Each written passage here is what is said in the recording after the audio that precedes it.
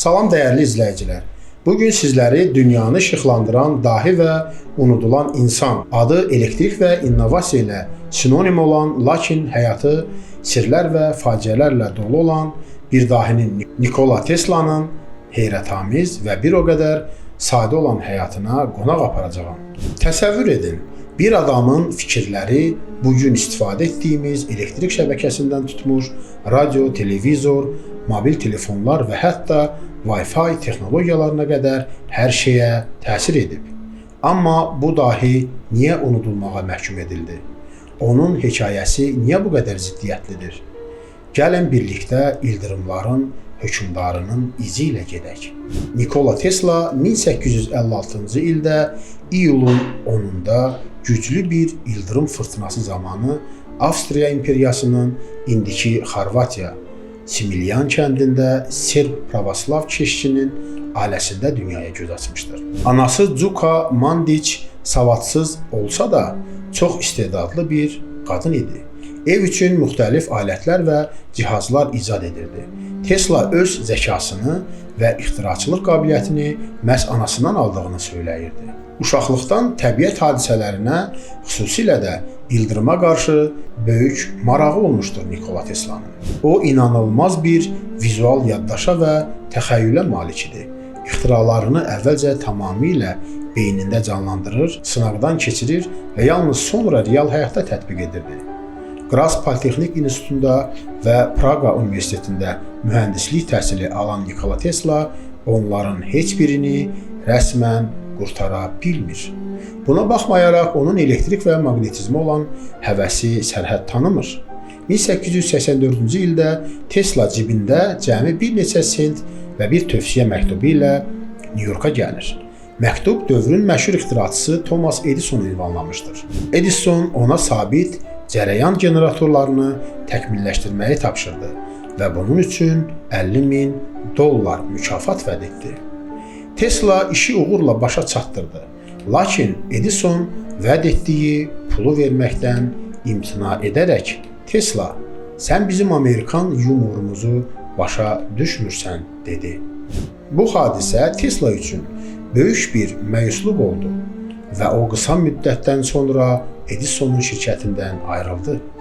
O həm də iki böyük zəkanın fərqli yollarını və gələcək cərəyanlar müharibəsinin simvoluna çevrildi və gələcək cərəyanlar müharibəsinin başlanğıcını simvolizə edirdi. Edison sabit cərəyan sisteminin tərəfdarı idi. Sabit cərəyan uzaq məsafələrə ötürüldükdə çox enerji itirirdi. Tesla isə dəyişən cərəyan sisteminin potensialını görürdü. Dəyişən cərəyan yüksək gərginliklə uzaq məsafələrə minimal itki ilə ötürülə və sonra istifadə üçün təhlükəsiz aşağı gərginliyə endirilə bilərdi. Tesla sənayeçi George Westinghouse ilə tərəfdaşlıq etdi. Bu, Edisonla Westinghouse arasında amansız bir rəqabətə, cərəyanlar müharibəsinə səbəb oldu. Edison dəyişən cərəyanın təhlükəli olduğunu sübut etmək üçün ictimai nümayişlərdə heyvanları dəyişən cərəyanla öldürürdü. Lakin 1893-cü ildə Chicago Ümumdünya sərgisinin Tesla'nın dəyişən cərəyan sistemi ilə işıqlandırılması dəyişən cərəyanın üstünlüyünü bütün dünyaya nümayiş etdirdi. Bu Tesla'nın və dəyişən cərəyanın qəti zəfəri idi və müasir elektrik şəbəkələrinin əsasını qoymuşdur. Edisonla yollarını ayırdıqdan və dəyişən cərəyan sistemi ilə uğur qazandıqdan sonra Tesla öz laboratoriyasında bir-birinin ardınca heyrətamiz ixtiralar etməyə başladı. Tesla bobini, yüksək gərginli, yüksək tezlikli dəyişən cərəyan yaradan bu transformator möhtəşəm elektrik qövsləri və ildırımlar yaratmaqla yanaşı radio və televiziya texnologiyalarının da əsasını təşkil edirdi. Çoxları radionun ixtiraçısı kimi Guglielmo Marconinini tanısalar da Tesla radio dalğalarla məlumat ötürülməsi prinsipini Marconinidən illər əvvəl nümayiş etdirmişdi və bir çox fundamental radio patentlərinə sahib idi. Amerika Birləşmiş Ştatları Ali Məhkəməsi ölümündən sonra Tesla'nın radio patentlərini bərpa etdi. 1898-ci ildə Tesla Madison Square Garden-də radio dalğalarla uzaqdan idarə olunan bir qayığı nümayiş etdirərək dünyanı heyrətləndirdi. Bu müasir dronların və uzaqdan idarə olunan cihazların ilk nümunəsi idi. Tesla elektrik enerjisini simsiz olaraq ötürmək və simsiz lampalar yandırmaq kimi təcrübələr aparırdı. O bütün dünyanı pulsuz simsiz enerji ilə təmin etmək kimi böyük bir xəyal qururdu. Tesla'nın dəyişən cərəyan sisteminin ən böyük zəfərlərindən biri də 1895-ci ildə Niagara şəlaləsində dünyanın ilk böyük hidroelektrik stansiyasının tikilməsi oldu.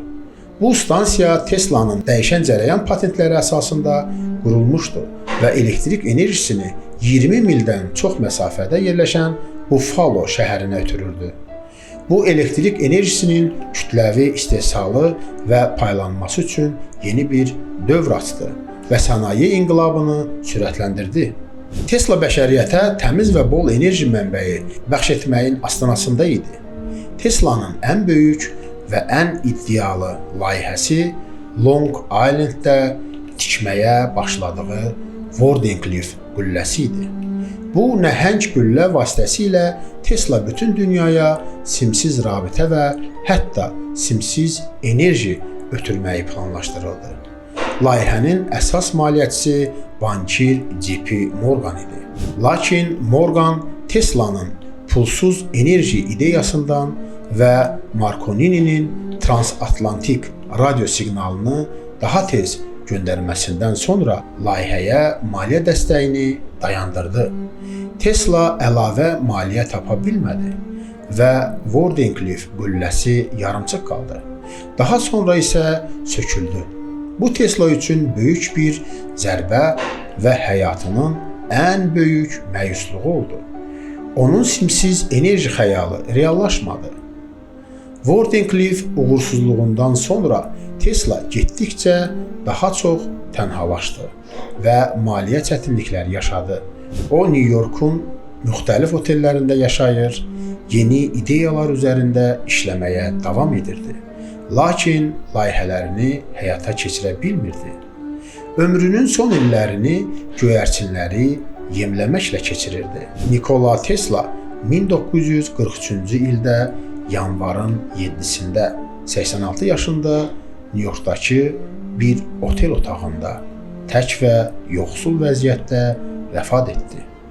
Ölümündən sonra Amerika Birləşmiş Ştatları hökuməti onun bütün sənədlərini və əşyalarını müsadirə etdi.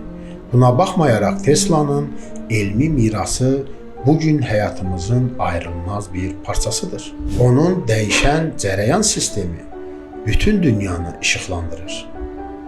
Radio, televiziya, radar, uzaqdan idarə etmə, neon və fluorans işıqlar, rentgen şüaları, robot texnikası və hətta simsiz texnologiyalar onun işlərindən bəhrələnmişdir. Hətta məşhur Tesla elektrik avtomobil şirkəti də onun şərəfinə adlandırılmışdır. Tesla təkcə dahi bir ixtiraçı deyildi. O həm də çox qeyri-adi bir şəxsiyyət idi.